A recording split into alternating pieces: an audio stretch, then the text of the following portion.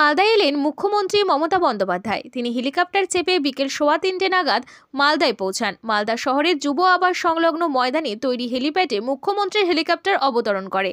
এরপর তিনি হেলিকপ্টার থেকে নেমে পুরাতন মালদার মঙ্গলবাড়ি মহানন্দা ভবনের উদ্দেশ্যে রওনা দেন। রওনা দেওয়ার প্রাক্কালে মুখ্যমন্ত্রী সংবাদ মাধ্যমকে কি জানালেন শুনুন। কিন্তু আমি যেহেতু হেলিতে ছিলাম বলে আমি ডিটেলসটা এখনো শুনিনি, তো আপনাদের কাছ থেকে শুনলাম যে এটা নাকি যাবজ্জীবন দেওয়া হয়েছে। এটা আপনাদের কাছ থেকেই প্রথম আমি শুনলাম। আমার রিঅ্যাকশন ইজ ভেরি ক্লিয়ার।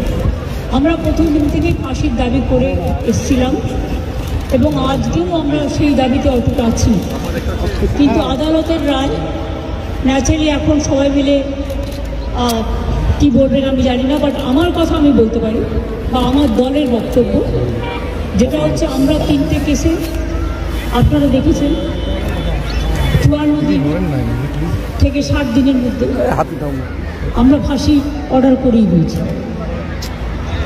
কিন্তু আমি জানি না এটা একটা সিরিয়াস কেস এবং এটা নিয়ে ফাঁসি দাবি আমাদের সবার ছিল। সেক্ষেত্রে বিচারের রায় নিয়ে আমি আমার কথা বলতে পারি।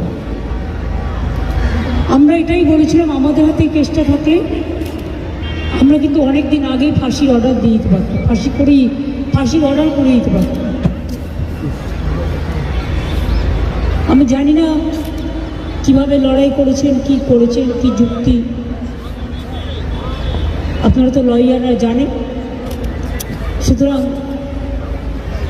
ডিটেলসটা তো আমি জানি না, ডিটেলসটা তো সিবিআই করছে এবং আমাদের হাত থেকে তো কেসটা ইচ্ছা করে কেড়ে নিয়ে চলে গেল। আমরা তো বলেছিলাম আমরা যদি করতে না পারি তাহলে আপনারা সিবিআইকে দিন, আমার কোনো আপত্তি নেই, কারণ আমরা চাই বিচার হোক। এই নরক বিচারদের চরমতম শাস্তি হওয়া উচিত। দিদি, সিবিআই তদন্তে কি কোনো ত্রুটি রয়েছে?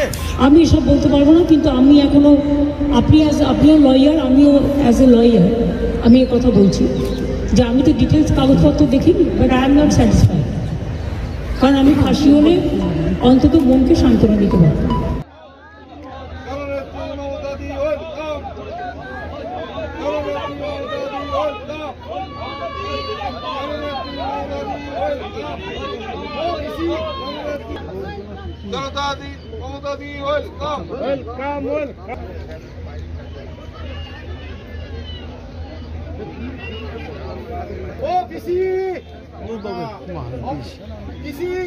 আন্টি